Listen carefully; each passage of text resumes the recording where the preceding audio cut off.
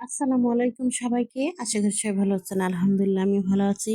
তো আজকে আমি কেক তৈরি করব। তো কেক তৈরি করার জন্য যা যা প্রয়োজন তাই সবকিছু আমি এখানে নিয়ে নিয়েছি।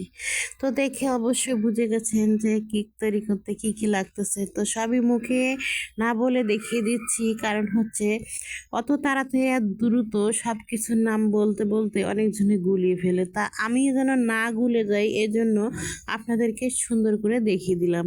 তো এই তো এখন আমি এখানে ডিম নিয়ে নিয়েছি 2টা।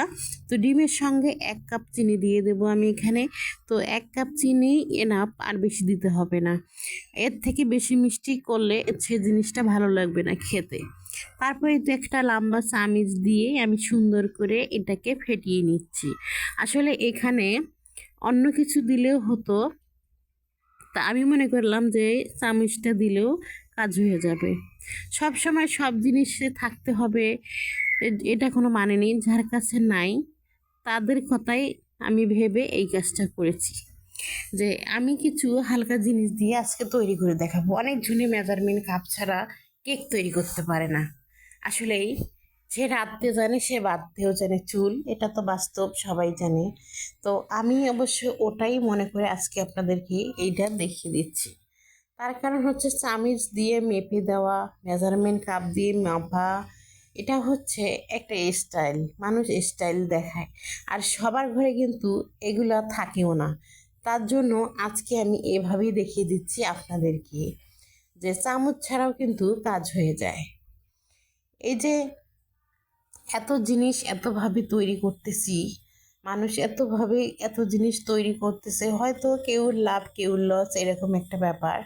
তো আমি মনে করি না এই জিনিসটা যে লাভ লস। আমি মনে করি যে আল্লাহ তাআলা আমাদেরকে 2টা চোখ দিয়েছে, 2টা হাত দিয়েছে, আবার 2টা কানও দিয়েছে। তো মনটা অবশ্যই আছে সবারই। যে কানা তারও মন আছে, যে সুস্থ তারও মন আছে, যে বোবা তারও মন আছে।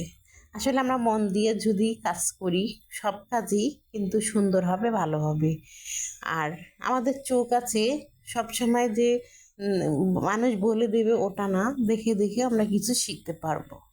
এই যে আমি দেখুন এখানে কেকের ব্যাটারটা গুলিয়ে 2টা কালার করতেছি, চকলেট কালার আর একটা হচ্ছে এমনি কেকেরই কালার হবে। তো এই তো একটা একটা করে দিয়ে আমি এখন একটা কাঠির সাহায্যে সুন্দর করে একটা ডিজাইন তৈরি করে নিচ্ছি। আসলে এই ডিজাইনটা না দিলেও হতো, তো সৌন্দর্যের জন্য কিন্তু এটা আমি দিয়ে দিচ্ছি।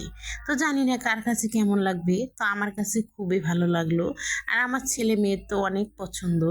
তো এর থেকে আমার ভালো কিছু করার কোনো প্রয়োজন নাই, কারণ আমার সন্তানরা এতেই খুশি।